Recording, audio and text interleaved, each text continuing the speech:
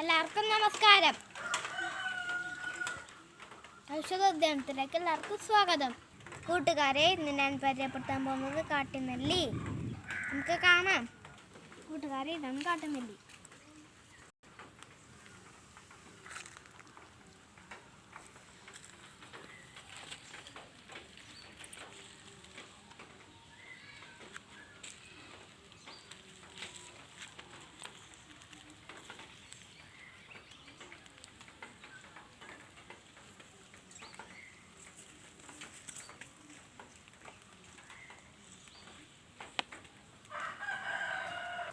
ആയുർവേദത്തിൽ കാട്ടുനെല്ലിക്ക ധാരാളമായി ഉപയോഗിക്കുന്നു.